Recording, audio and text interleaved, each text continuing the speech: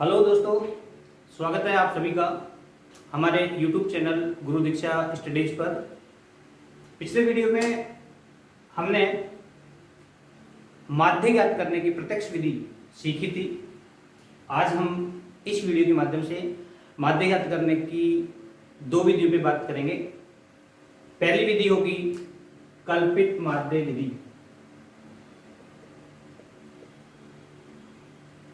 कल्पित माध्य विधि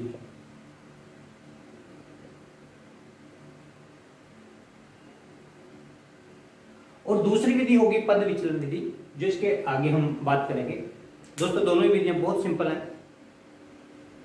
थोड़ा सा ध्यान देंगे तो आसानी से समझ में आ जाती हैं और परीक्षा की दृष्टि से बहुत महत्वपूर्ण होती हैं। इस विधि से माध्य ज्ञात करने के लिए हम एक क्वेश्चन जो अभी मैं आपको बोर्ड पे लिख रहा हूं, इसको हल करके देखते हैं। कल्पित माध्य विधि से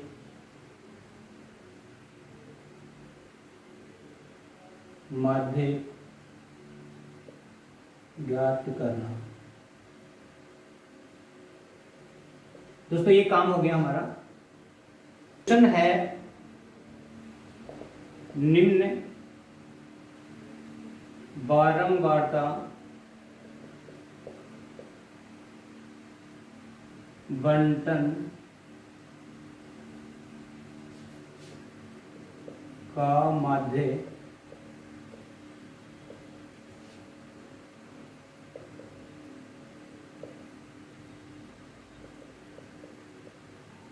कल्पित माध्य विधि से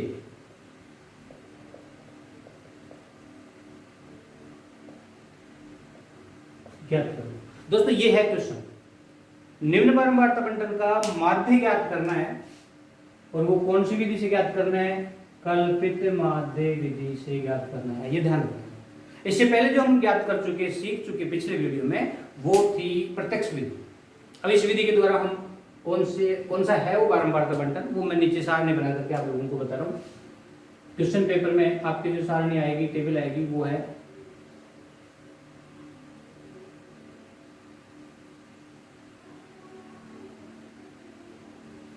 एक में या वर्ग, एक में या बारंबारता,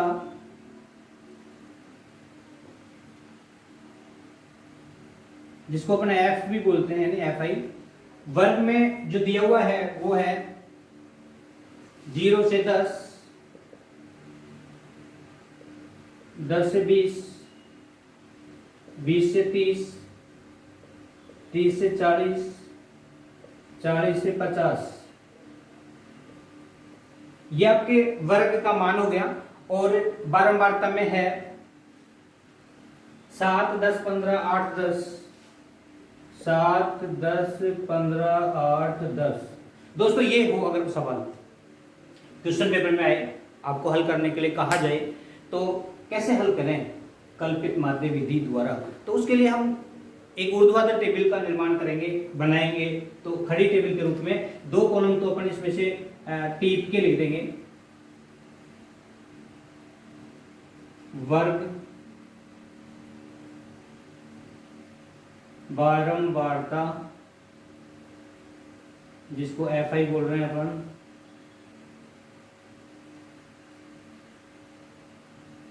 ये दो कॉलम दे रखे हैं, वो मैं ऊर्ध्वाधर बना रहा हूं।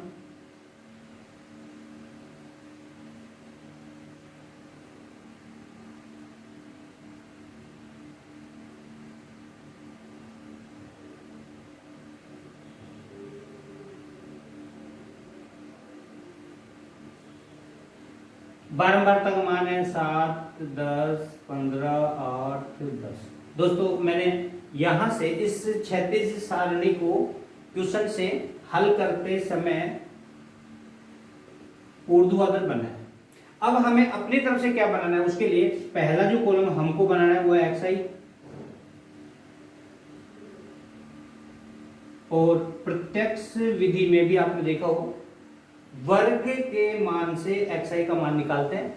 वर्ग के मान को जोड़ेंगे और 2 का भाग देंगे। इन दोनों मानों को जोड़ेंगे और 2 का भाग देंगे, अर्थात 0 और 10 को जोड़ेंगे और 2 का भाग देंगे, तो 10 में 2 का भाग गया तो 5।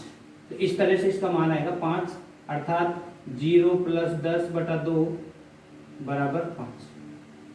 यहां पे 10 और 20 को जोड़ेंगे 30, 30 में 2 का भाग देंगे 15, 20 और 30 50, 50 में 2 का भाग देंगे 25, यहाँ पे हो गया 35, यहाँ पे हो गया 45। दोस्तों आसानी से xi का मान आप निकाल सकते हैं। और इसके ठीक बाद जो अगला कॉलम होगा कल्पित माध्य विधि में वो होगा di। और di का मान कैसे निकालेंगे, उसके लिए एक सूत्र होता है xi माइनस a।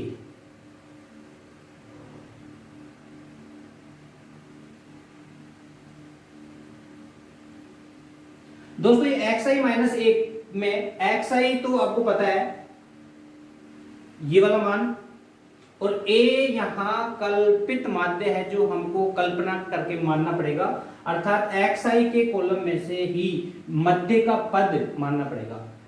जैसे 1 2 3 4 5 कॉलम है, खड़े स्थिति में 5 कॉलम है, इन 5 में से 2 कॉलम ऊपर के छोड़ दो और 2 कॉलम नीचे के छोड़ दो, तो बीच का एक कॉलम ये आ गया और इस कॉलम में मान है 25, तो इसको हम कल्पित माध्य मान लेंगे। दोस्तों हो सकता है मैं यहीं पे आपसे बात करूं कि ये कॉलम इस तरह भी सम संख्या में न हो, यानी 5 न हो, 1 2 3 4 5 न हो और 6 हो, यानी सम संख्या की गिनती में हो, तो फिर 6 होंगे। तो फिर आप लोग, मैं वैसे बता रहा हूं, ये जैसे 3 कॉलम इधर छोड़ दिए, 3 कॉलम इधर छोड़ दिए, तो बीच में कुछ बचेगा। फिर आप सोचेंगे बीच का पद बचाने के लिए 2 कॉलम ऊपर छोड़ दें और 2 कॉलम नीचे छोड़ दें, तो फिर बीच में ये 2 कॉलम बचते हैं। तो इन दोनों में से कोई सा भी मान कल्पित माध्य के रूप में मान सकते हो। इसके लिए आप बाउंडेड नहीं है कि 25 ही माने, आप 35 भी मान सकते हो, उस स्थिति में जब कॉलम 6 हो, 8 हो, 10 हो, 4 हो, इस तरह से। फिलहाल हमारे यहाँ पे जो इस क्वेश्चन की बात की जा रही है, इसमें जो कॉलम है उनकी संख्या है 5। 5 में से 2 ऊपर वाले छोड़ देंगे और 2 नीचे वाले छोड़ देंगे, तो हमारे पास जो माध्य के लिए, कल्पित माध्य के लिए जो कॉलम बचा वो बीच का कॉलम बच गया, और उसके लिए 25 जो है हमने मान लिया कल्पित माध्य। और इसको लिखेंगे यहाँ पे कल्पित माध्य a यानी स्मॉल a बराबर 25 व वर्ग अंतराल, जो हमारे काम आएगा वर्ग अंतराल h बराबर 10 लेकर। अब ये 10 कहां से आया, तो वर्ग अंतराल इस वर्ग का अंतर कहलाता है, जिसको h लिखते हैं। 0 और 10 के बीच में 10 का अंतर, 10 और 20 के बीच में 10 का अंतर, 10 का अंतर, 10 का अंतर, 10 का अंतर, ये सब अंतर 10 का है। तो यहाँ पे h बराबर 10 लेकर माध्य ज्ञात करेंगे, ये है। कितना लेकर के ज्ञात करेंगे, 10 लेकर के, ये हमको यहां पे लिखना पड़ेगा। अब इसके बाद आया अगला कॉलम, तो मैं इसको थोड़ा सा नीचे लिखूंगा, जो भी अपने लिखा है इसको थोड़ा सा नीचे लिख देता हूं। उससे पहले यहां पे एक इस कॉलम की पूर्ति कर लेते हैं। इस कॉलम में पहला कॉलम di ज्ञात करना है, अर्थात di का मान आएगा, लेकिन आएगा कब, जब xi में से a घटाएंगे। तो xi का मान तो है 5, इसमें से घटाना है a, जो भी माना है अपने 25, तो इसको घटाएंगे तो ये माइनस का 20 बचेगा, क्योंकि माइनस की संख्या बड़ी है। यहाँ पे वही xi का मान 5 और इसमें से घटाएंगे वही 25, ये बचेगा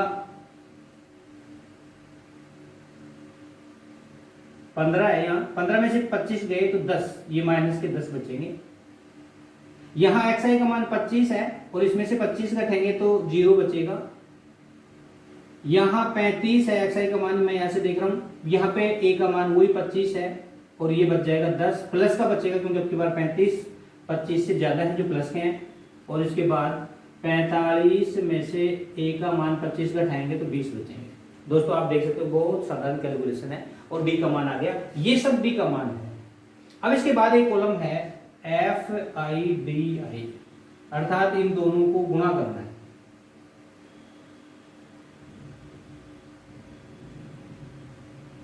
FI को DI के मान को गुणा करना है। DI का मान तो ये है इस तरह से, और FI का मान इस कॉलम में है। दोस्तों ध्यान रखना कि FI के मान को गुणा करना है, XI के मान को गुणा नहीं करना है। तो यहाँ पे FI का मान 7 है तो 7 को 20 से गुणा करें तो 7 दूनी 14, लेकिन ये माइनस का है इसलिए 140 इसका मान होगा। यहाँ पे आगे आ जाओ, 10 को 10 से गुणा करो तो 100 होगा, लेकिन माइनस का होगा। 0 को 15 से गुणा करो 0 होगा। 10 को 8 से गुणा करो 80 होगा और प्लस का होगा। 20 को 10 से गुणा करो 200 होगा और प्लस का होगा।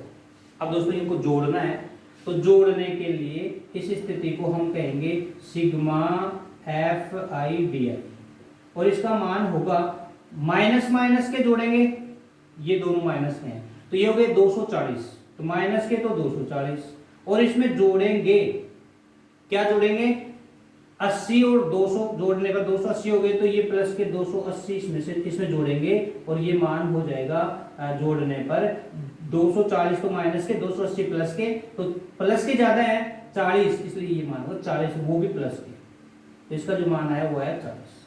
किसका मान है 40? Sigma F I D I का। ठीक है, इसी तरह से सिग्मा एफ आई और इसका मान होगा 7 और 5 12 और 8 20, 3 और 2 5, ये हो गया 50। दोस्तों ये टेबल बनने के बाद हम सूत्र में मान रखेंगे, और सूत्र में मान कैसे रखेंगे उसके लिए मैं पहले यहां पे लिख दूं, कल्पित माध्य a बराबर 25 व वर्ग अंतराल h बराबर 10 लेकर माध्य ज्ञात करेंगे। यहां ये सब चीजें हमने प्रश्न से देखी हैं, ये 25 भी हमने प्रश्न से तय किया, एक्स वाले कॉलम से 10 भी इनका अंतर होगा वही हम तय करेंगे, जो भी क्वेश्चन में अंतर आएगा वही हम यहाँ पे एच का मान लिखेंगे। और अब इसके आगे की जो प्रोसीजर है उसको मैं बोर्ड पे यहाँ पे हल कर रहा हूँ सूत्र अनुसार।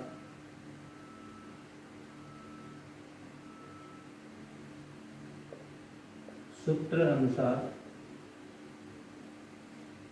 x बार यानी माध्य बराबर a plus sigma F I D I बटा सिग्मा एफ आई, एक्स बार बराबर, अब मैं मान रख रहा हूं दोस्तों, आप सबको पता है a का मान जो अपन ने माना था 25, तो हम यहाँ पे 25 लिखेंगे। Sigma F I D I का मान जो आपने निकाला है प्लस माइनस को घटा के 40 बटे में सिग्मा एफ आई का मान आपने अभी जोड़ के निकाला 50। ये मान रखने के बाद इसको हल करेंगे, तो चूंकि ऊपर नीचे शून्य से शून्य कैंसिल हो गया, तो इसको लिख सकते हैं 25 प्लस 4/5, 25 के 1 लगा सकते हैं, या x बार बराबर 5, इसमें लघुत्तम ले लेंगे तो कैलकुलेशन 1 का भाग 5 बार है, 5 को 25 से गुणा करने पर 125 प्लस 4, या x बार बराबर 129/5, या x बार बराबर, अब 129 में 5 का भाग दे देंगे, तो 5 का भाग देंगे तो निश्चित रूप से आप भाग दे करके 25.8 इसका मान आएगा, और यही इसका माध्य कहलाएगा। तो इसका माध्य हो गया 25.8, जो कब आएगा तो 5 का भाग देंगे, 5 दूनी 10, 2 बच गए, 9 तारीख 29, 5 25, 10 8 40, इस तरह से 25.8। दोस्तों इस विधि को कल्पित माध्य विधि द्वारा माध्य ज्ञात करना कहते हैं, और इस विधि का नाम है कल्पित माध्य विधि। आप लोगों को वर्ग दे करके भी पूछा जा सकता है, और वर्ग बिना दिए x डायरेक्ट दे करके भी पूछा जा सकता है। वर्ग नहीं दे तो फिर मैं यहाँ पे आपको यही समझाना चाहूंगा कि अगर प्रश्न में वर्ग नहीं देता और x दे देता तो हमारा काम कम हो जाता, हमें तो x और f मिलते, यही काम हम आगे का कर देते। लेकिन एक काम इसमें बढ़ा हुआ कि वर्ग दिया है तो फिर वर्ग से x निकालेंगे और फिर ये काम करेंगे। अगर वो डायरेक्ट x दे देता और वर्ग नहीं देता तो हम इसी विधि से इसी तरह से ये काम कर लेते, एक स्टेप बच हो जाती है अपनी। तो दोनों ही स्थितियां आप लोगों को समझनी होगी, प्रश्न में देखना होगा। यदि x दिया है तो भी यही काम करना है, यदि वो वर्ग दिया है तो x निकाल करके भी यही काम करना है। सूत्र आपका ये रहेगा, इसको आपको ध्यान रखना है। इस विधि को कल्पित माध्य विधि कहते हैं, महत्वपूर्ण विधि है दोस्तों। अब नेक्स्ट जो अगली विधि है वो है पद विचलन विधि।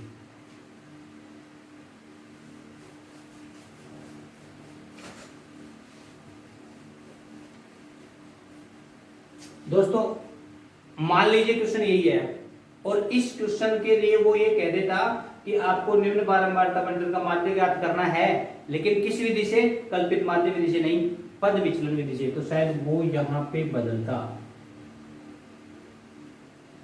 कल्पित माध्य विधि की जगह लिख देता पद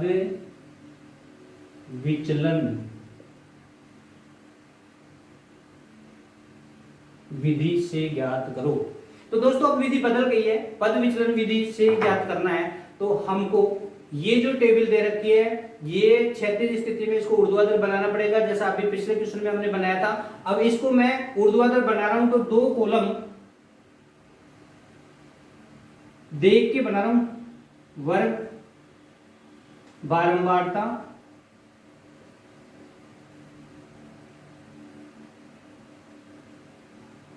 ये हमको इसी से मिल जाएंगे, 0 से 10, 10 से 20, 20 से 30, 30 से 40, 40 से 50 और ये आपका हो गया वर्ग वाला कॉलम। और इसके बाद आता है 7, 10, 15, 8, 10। ये आपके वो मान हो गए। मैंने इसको खड़े रूप में बना दिया सारणी को। अब हमको ये तो पता है ये एफ आई है, और इसके बाद अगला कॉलम हमको एक्स आई बनाना है, जो पहले भी बना चुके थे, इसमें भी बनाना है, इसलिए आपको भूलना नहीं है। और यहाँ पे अब हम x का मान निकालेंगे तो आपको पता है वर्ग वाले मान को जोड़ना है, 2 का भाग देना है, जोड़ना है 2 का भाग देना है, और जोड़ के 2 का भाग देंगे तो यहाँ पे आया 5, जो आया था पिछली बार अपन ने बात की थी अभी पिछले क्वेश्चन में। यहाँ पे 15, यहाँ पे 25, यहाँ पे 35, यहाँ पे 45, ये इनको जोड़ के 2 का भाग देने पर प्राप्त हुआ मान है, जिसको हम एक्स आई के कॉलम में लिखेंगे। अगला कॉलम जो इस विधि में होगा वो होगा यू आई, उसमें डी आई था, इसमें यू आई होगा। यू आई को ज्ञात करने का तरीका होगा, ये सूत्र होगा एक्स आई माइनस ए बटा एच, ये वाला सूत्र, इसमें बटा एच और लगेगा। दोस्तों यहाँ पे देखिए, अब हम इस मान को ज्ञात करें तो यू आई का मान ज्ञात करने के लिए एक्स आई में से ए घटाना पड़ेगा, अर्थात ए अपन मान रहे थे, यहां पे मैं लिख देता हूं कल्पित माध्य ए बराबर 25 व वर्ग अंतराल एच बराबर 10 लेकर माध्य ज्ञात करेंगे। यहां ये क्यों लेंगे? प्रश्न के अनुसार लेंगे, जो बात हो चुकी है। यहां 25 होगा इसका कल्पित माध्य, जो मान रहे हैं 2 ऊपर छोड़ के 2 नीचे छोड़ के, और h इनका 10 है, वो हम लेंगे। फिलहाल इसको ज्ञात करें तो x आई का मतलब 5 में से a घटाने का मतलब 25 घटाओ और बटे में h यानी 10 का भाग दे दो, समझ रहे हो, मान रखने पर। और जब हम घटाएंगे 10 का भाग देंगे तो ऊपर तो माइनस का 20 बचेगा और बटे में 10 बचा हुआ है, और इसके बाद यदि मैं इसमें भाग देता हूं तो जो बचना है वो देख लीजिए, बराबर इसको इसे काटेंगे तो माइनस का 2, और यही माइनस का 2 है वो आपका d का मान होगा, सॉरी u का मान, ui का मान होगा। d का मान पहले वाले कॉलम विधि में आया था और ui का मान इसमें होगा। अब इसके बाद दूसरे नंबर पर आओ तो xi तो ये होगा 15, a का मान 25 फिक्स हो गया जो आपने माना था, और h का मान 10, इसको घटाने पर 10 माइनस का बटे में 10 और भाग देने पर माइनस का 1 आएगा। दोस्तों चिन्ह का विशेष ध्यान रखना, माइनस का आएगा, इसका मतलब माइनस का ही आएगा।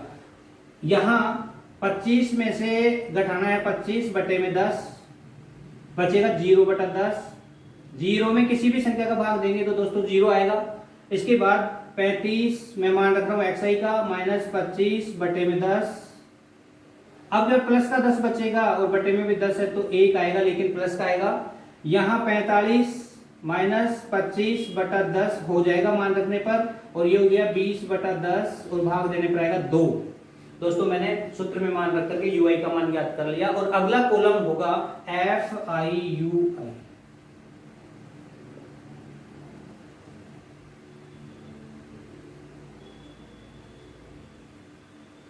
शायद मैं आपसे ये उम्मीद कर सकूं कि आप लोग बता पाएंगे कि उस प्रश्न में जो भी इससे पहले हमने क्वेश्चन सीखा कल्पित माध्य विधि वाला, उसमें यहाँ का जो कॉलम था वो एफ आई यू आई नहीं था, उसमें था एफ आई डी आई।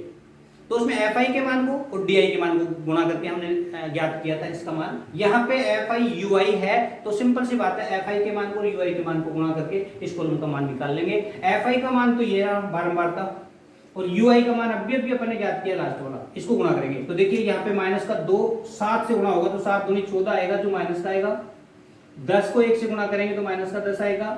0 से किसी भी संख्या को गुणा करने पर 0 आएगा। और 8 पंजे 40 और 8 तिया 24 और 4 28 280 नहीं, 8 को किससे गुणा करना है दोस्तों, 35 से नहीं 1 से, तो ये हो जाएगा 8 एकम 8। कई बार कुछ स्टूडेंट्स इस तरह की गलती करते हैं और ये गलती हुई और पूरा क्वेश्चन गलत हो जाएगा। तो हमें ये विशेष ध्यान रखना पड़ेगा कि एफ आई और यू आई के मान को ही गुणा करना है, उस समय कंसंट्रेशन रखना ही पड़ेगा। तो यहाँ पे देखिए दोस्तों, यू आई का मान ये है और एफ आई का मान ये है। यदि मैं बात करूं यहाँ पे तो 8 को 1 से ही गुणा करना पड़ेगा, 8 एकम 8। अभी गलती क्या हुई, 8 को 35 से गुणा कर दिया। कई बार आपने देखा हो पिछले कुछ क्वेश्चंस में प्रत्यक्ष विधि के अंतर्गत एफ आई एक्स आई को गुणा किया जाता था, तो वो ध्यान रह जाता है और आखिर हमारी जरा सी चूक हुई और इनको गुणा करके लिख दिया तो गलत हो जाएगा। फिलहाल हम ध्यान रखेंगे कि एफ आई का मान और यू आई का मान गुणा करेंगे तो 8 एकम 8। यहाँ भी 10 को 2 से गुणा करेंगे तो 10 गुणा 20, बस इतना सा आपको ध्यान रखना पड़ेगा। दोस्तों अब आप देखिए, इसको जोड़ेंगे, जोड़ने को सिग्मा बोलते हैं गणित में, और ये प्रतीक है इसका सिग्मा। और किसको जोड़ेंगे वो लिख रहा हूं एफ आई यू आई। और इसके बाद देखिए यहाँ एफ आई यू आई के बाद इसको जोड़ने के लिए इधर वाला जो मान है तो माइनस का है, और माइनस के कितने हो गए, माइनस के 1 14 और 10 24, और ये हो गया प्लस का 28। दोस्तों इन दोनों को जोड़ने का अर्थ हो गया माइनस का 24 जोड़ेंगे 28 में तो इसका मान हो गया 4। 28 ज्यादा है 24 से, 4 ज्यादा है इसलिए इसका मान 4 हो गया, और ये आपका टोटल हो गया सिग्मा। और यहाँ पे एफ आई को जोड़ेंगे, कई बार दोस्तों एफ आई को जोड़ने जाते हैं एक्स आई को जोड़ जाते हैं तो गलत हो जाएगा। आपको ध्यान रखना है कि एफ आई लिखा हुआ है, शांति से एफ आई को ही टोटल करेंगे, सिग्मा एफ आई, और ये हो जाएगा बराबर 7 5 12 20 हासिल 2 5 50। दोस्तों सिग्मा एफ आई का टोटल 50 और सिग्मा एफ आई यू आई का टोटल 4 हो गया। और अब हम सूत्र की बात करते हैं, पद विचलन विधि के सूत्र की। तो यहाँ पे सूत्र अनुसार जो मान होगा वो है,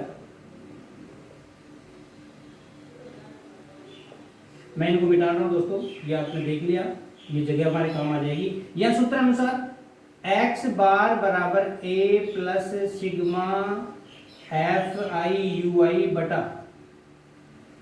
सिग्मा एफ आई और गुणा में h। दोस्तों देखिए पिछले जो कल्पित माध्य विधि के सूत्र में ये नहीं था h गुणा में, तो फिर आपको ध्यान होना चाहिए यहाँ बट्टे में भी h नहीं था। अब की बार यहाँ बट्टे में h है तो हमने गुणा में भी h लगा दिया, और अब हम इसमें मान रखेंगे तो मान वही है जो आपके सामने है, मैं रख रहा हूं, आप देखते जाना। x बार बराबर a का मान जो हमने माना था 25, सिग्मा एफ आई यू आई का मान 4, सिग्मा एफ आई का मान 50 गुणा h का मान 10। दोस्तों देख सकते हो अर्थात इनका अंतर 10। इसको हल करेंगे तो पहले गुणा को हल करते हैं, ये बात आप बोर्ड मास के नियम अनुसार पढ़ चुके हो, जोड़ बाकी बाद में, गुणा भाग पहले। तो यहाँ पे गुणा की संक्रिया पहले करेंगे तो 0 से 0 कैंसिल हो जाएगा। यहाँ पे जो संख्या बची वो बची x बार बराबर 25 प्लस 4 बटा 5, इसके बट्टे में अगर अपन 1 मान लें तो एलसीएम लेने पर ये हो जाएगा 125 प्लस 4, और दोस्तों आपको पता है इनको जोड़ने पर 129 बटे में 5, और ये हो जाएगा x बार बराबर 25.8 जो अभी आया था। 25.8 इसका माध्य हो गया, समांतर माध्य होगा, लेकिन विधि बदल गई और ये विधि होगी पद विचलन। दोस्तों प्रत्यक्ष विधि से अगर समांतर माध्य ज्ञात करोगे आंसर वही आएंगे, कल्पित माध्य विधि से ज्ञात करोगे आंसर वही आएंगे, पद विचलन विधि से ज्ञात करोगे आंसर वही आएंगे, केवल तरीका बदलता है, आंसर नहीं बदलते यदि सेम सवाल है तो। ये विधि पद विचलन विधि होगी। दोस्तों हमने अब तक केंद्रीय प्रवृत्ति के माप के अंतर्गत पहले, दूसरे और तीसरे पार्ट में जो चल रहा है, तीसरा है, इस पार्ट तक हम माध्य ज्ञात करना अर्थात समांतर माध्य ज्ञात करना सीख चुके हैं। उसकी 3 विधियां थी, प्रत्यक्ष विधि, कल्पित माध्य विधि और पद विचलन विधि। तीनों विधियां पूरी हो गई हैं। दोस्तों पिछले वीडियो में आपने अगर नहीं देखा है, नहीं उसको सुना है, तो निश्चित रूप से आप लोग हमारे लिंक पर उसकी डिटेल है, उसको आप देख सकते हैं। और नेक्स्ट जो वीडियो अभी हम लेके आएंगे वो इसी केंद्रीय प्रवृत्ति के माप पार्ट 3 के अगला 4th होगा। और उस 4th में हम बहुत महत्वपूर्ण पार्ट सीखने जा रहे हैं, बहुलक और माध्यक। दोनों ही महत्वपूर्ण हैं।